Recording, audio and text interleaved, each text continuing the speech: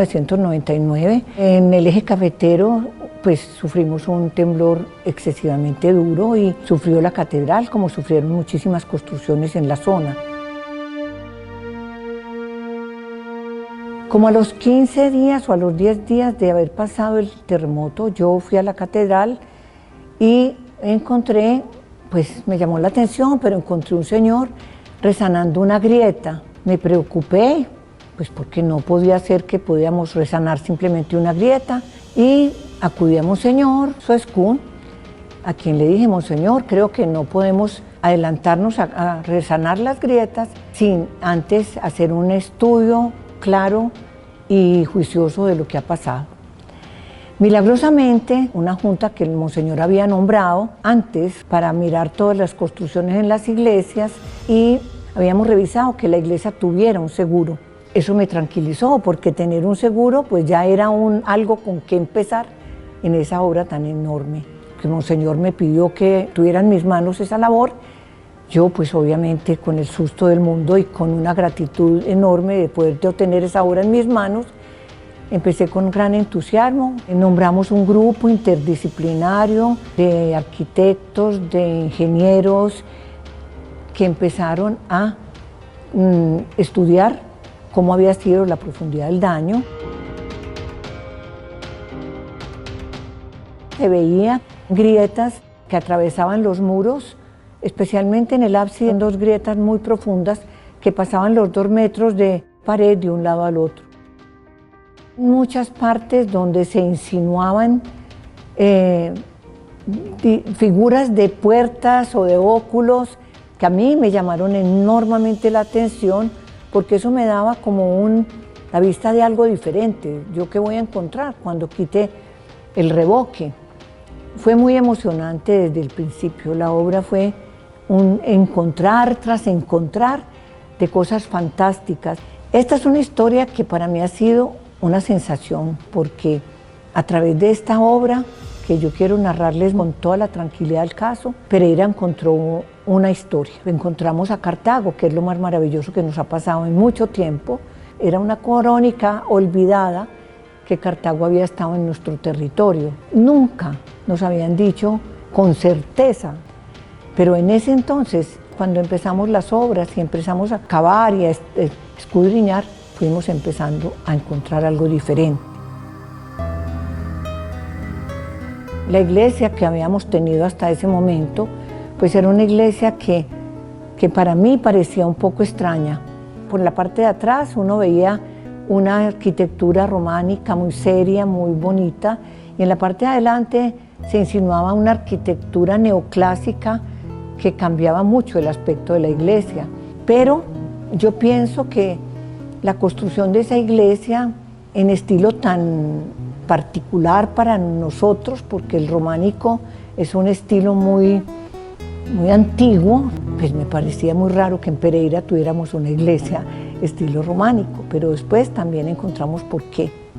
Como nos enfrentábamos a algo tan extraño, no existían planos de la catedral y no sabíamos qué existía debajo del cielo falso, que estaba totalmente agrietado. Tuvimos que hacer un estudio sobre la estructura de la misma catedral. Entonces se contrató a un arquitecto para hacer el levantamiento arquitectónico de toda la catedral, y encontramos que existía esa belleza de estructura de madera que hoy podemos disfrutar, que sabemos que es una gran joya.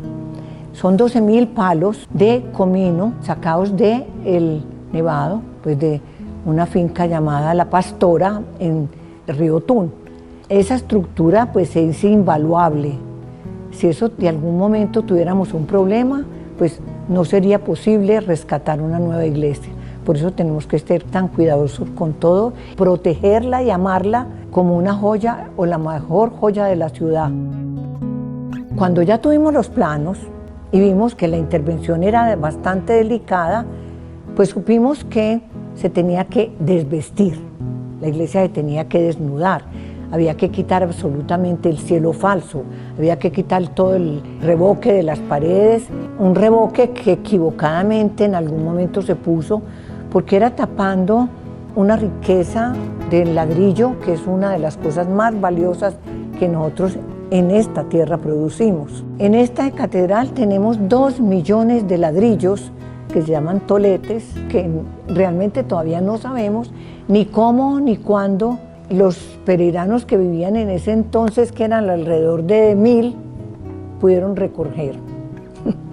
Eso es una de las fantasías más grandes para mí, saber que son 2 millones de ladrillos en una tierra donde hay tierra de ladrillo, pero bastante lejos.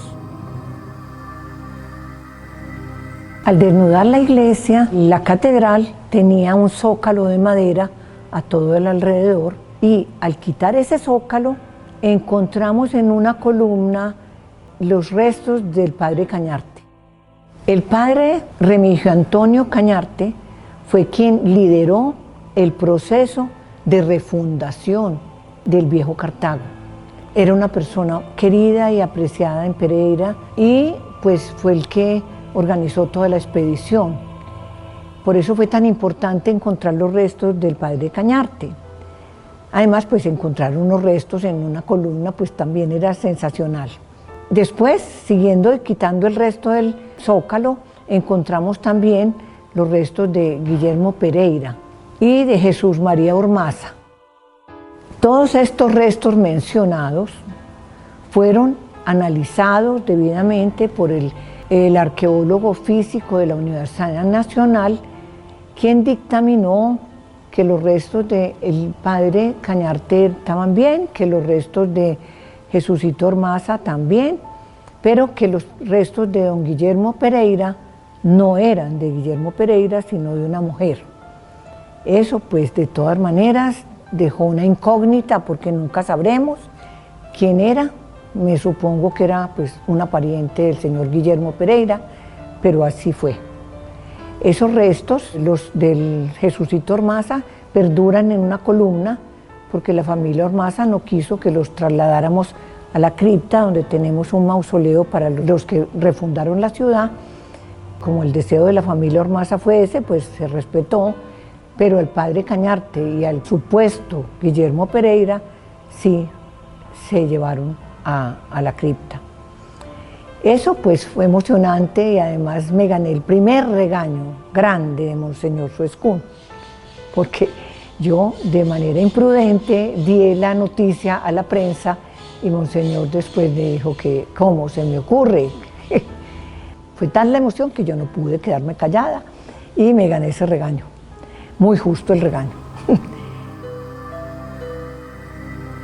Seguimos buscando cosas y encontramos que en unas paredes se insinuaban vanos y óculos de algo, de una fachada, de algo que no sabía yo qué era, pero la curiosidad mía es grande, y lo primero que pedí fuera que descubrieran esa pared, para encontrarnos una belleza de fachada que nos dijo que algo había, y por gracia de mi Dios, porque no sé por qué, apareció una foto de 1906, justo después del terremoto de 1906, que fue el terremoto que asoló toda América, que es la foto más increíble porque se ve cómo en ese momento quedó el basamento totalmente listo, se cayó la torre de atrás y perduró una sola torre frontal. Sí, fue muy terrible. La iglesia tenía apenas la cúpula y una torre. Entonces hizo el temblor sumamente dulce. Cayó la torre para adentro. Eso fue muy espantoso. Pero entonces con el temblor se fue también, se derrumbó también la capillita. Solo quedó muchachas del altar de la capillita con los santos ahí, con nuestro amor y todo.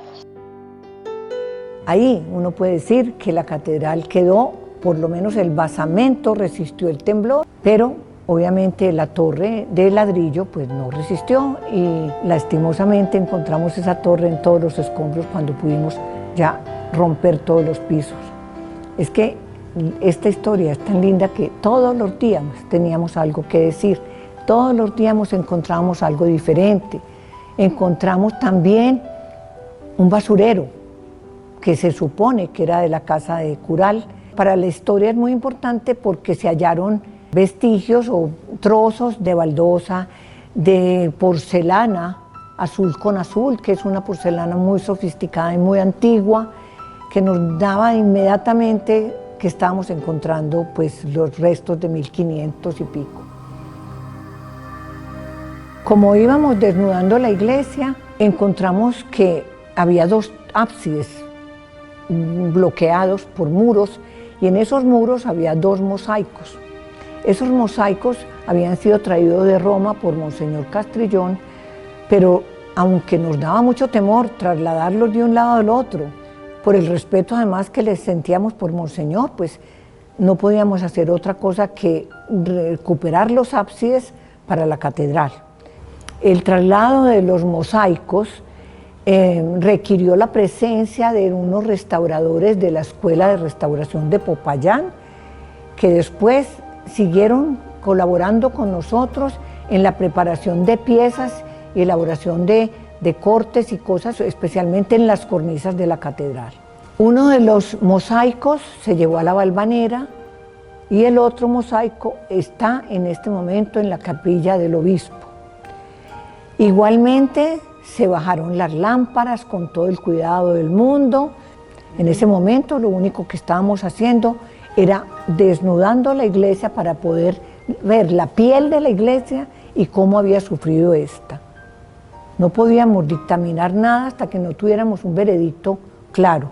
Bajar los cuadros, las pinturas, que son de unos españoles, se mandaron las fotografías al Museo Nacional, estudiaron las pinturas, nos dijeron que eran originales, que no eran copias. Las crónicas y la gente dice que las lámparas son de Murano y que las trajeron no sé cuándo de Murano. No, las lámparas son hechas en una fábrica de Antioquia. No les quito valor porque son preciosas, pero no son de Murano. Las lámparas en el primer momento se les hicieron unos grandes guacales y se fueron depositadas en la misma catedral, pero posteriormente fueron regaladas dos por la curia a una iglesia de Quinchía, y las demás están hoy en día en la capilla del obispo, debidamente restauradas, limpias y preciosas. Los cuadros también fueron bajados con mucho cuidado. Encontramos cuadros, lienzos que habían sido pintados con pintura blanca, que estaban totalmente destruidos. Entonces, pues esos no se pudieron restaurar. Había otros que habían sido transportados por Monseñor a unas paredes de las capillas, también habían sufrido humedad de una manera difícil de restaurar. Los grandes que colgaban del techo, esos sí se lograron restaurar y hoy están todavía en la catedral. Una vez terminado el proceso de limpieza y de bajar todo lo que teníamos que bajar o que podíamos bajar de la iglesia, se pudo dictaminar perfectamente el daño tan grande que la catedral había sufrido y la necesidad inminente de hacer un reforzamiento estructural. Por cosas de la construcción, por cosas del destino, por cosas digamos, del desconocimiento que yo creo que tenían nuestros abuelos al construir una catedral románica, pues había fallas también desde el inicio de la construcción. Los constructores iniciales no tenían por qué saber cómo se construyó una iglesia románica, ¿cierto? Las columnas eran demasiado frágiles, son demasiado delgadas. Entonces, pues el arquitecto Botey, que se vinculó al proceso por voluntad propia, cuando la conoció, pidió que se hicieran un reforzamiento a las columnas. Como no queríamos perder la piel del ladrillo, haciendo un reforzamiento exterior, se decidió por los aros que hoy tienen las columnas, que en un principio pues, fueron bastante discutidos, pero que hoy pues, hacen un oficio correctamente. Las columnas laterales o los apoyos laterales de los muros no estaban cosidos, entonces también eran una simulación de una columna, por lo tanto requerían también de un apoyo de coserse o de apoyarse. Inicialmente el reforzamiento estructural estuvo en manos del doctor Armando Ramírez Villegas, quien hizo un proyecto que fue aprobado, pero cuando se inició la obra vimos que era demasiado duro con la piel, con esa piel tan hermosa que tiene el ladrillo de la iglesia y que es muy difícil recuperar, y eso requería sangrar los muros para embeber unas columnas de concreto. Al ver el inicio de esa obra, a mí personalmente me dio un dolor, y con todo el respeto del doctor Ramírez tuvimos que pedir una segunda opinión para hacer una estructura externa sin tocar los muros. Por eso se contrató posteriormente al doctor Andrés Uriel Gallego, quien fue el que hizo el cosido, la parte externa de la parte estructural.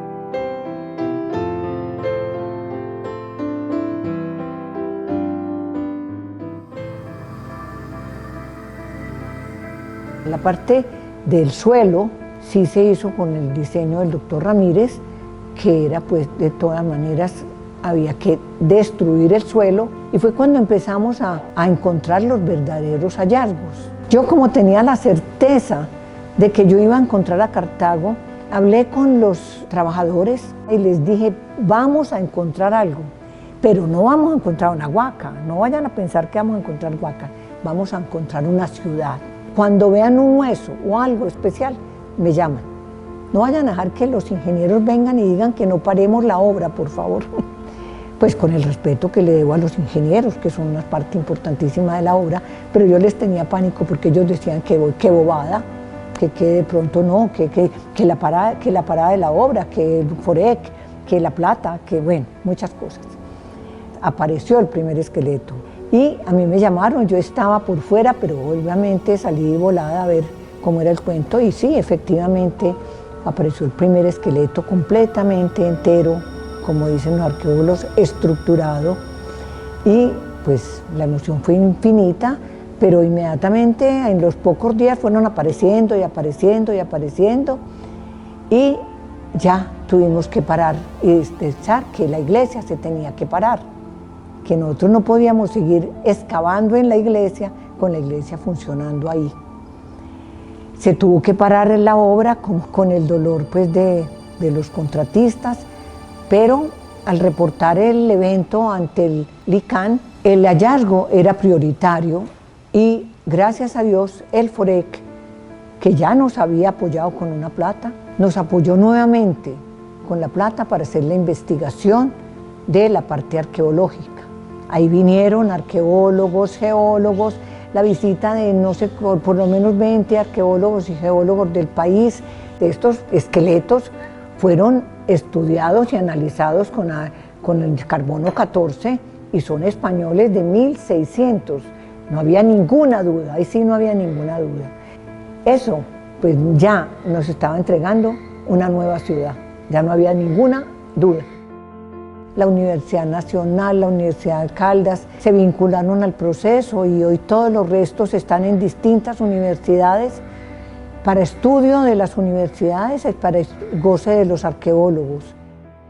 Una de las cosas más importantes y muy emocionantes que ocurrieron en ese momento es que al analizar los 5 esqueletos estructurados, porque existieron por ahí 20 más que no eran totales, sino quijadas, dientes, bueno, cabezas, algo así, que sirvieron mucho para el estudio, porque con los dientes y con las quijadas en la Universidad de Caldas se hizo una tesis que muestra qué comían, donde se encontró que muchísimos tubérculos que nosotros tenemos se comían anteriormente y hoy no se comen. También se encontraron en los cajones clavos, otra cosa interesante, ¿por qué clavos? Pero hay cosas más fantásticas. El arqueólogo dijo que uno de los señores, un vasco, pues, porque su estatura y su cráneo era vasco, dijo que había recibido en la cabeza un flechazo. Y se notaba en el cráneo hay un negro que sabía que era pues como una herida de flecha. Por otro lado, para más sorpresa, es que había una mujer. Una mujer. Las mujeres pues, normalmente eran enterradas en el solar de la casa, en el guayabo agrio, de todos los solares, porque las mujeres no contaban en la historia en ese momento, eran casi como bienes mostrencos. Pero una mujer está enterrada, estaba pues enterrada en la catedral. ¿Qué se piensa? Después de mucho mirar y voltear por todos los lados, pues hemos llegado casi a la conclusión de que esa es María Ramos. María Ramos fue la mujer a quien se le apareció el lienzo de la Virgen de la Pobreza. Ella era una encomendera que lavaba los lienzos de la iglesia, los linos con que limpian el cáliz, y ella era la encargada de lavarlos. Dice del Campo y Rivas que ella salía por la muralla y bajaba hacia el río Tun y que ahí se le apareció la Virgen. Yo quiero hacer una nota sobre María Ramos porque María Ramos era una persona que de pronto no se llamaba María Ramos, pero curiosamente en ese mismo libro hay varias María Ramos y se piensa que es un nombre simbólico de honor, María y Ramos de flores. Todas las vírgenes tienen ramos de flores y todas son Marías, porque también en otras apariciones aparece la misma María Ramos. Con esta historia ya van dos mujeres encontradas en la catedral. Dos mujeres que tienen que ser importantes porque si no fueran importantes no estarían ahí. Esto nos dio claridad del rol que ha tenido la mujer en Pereira. Dos mujeres que no tenían por qué estar en la catedral aparecen enterradas en la catedral.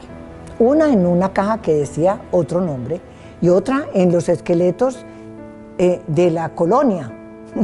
Entonces esa señora que no sabíamos por qué estaba ahí, pues podía ser María Ramos, pero también podía ser la señora de Robledo, la señora de alguien muy importante en el momento.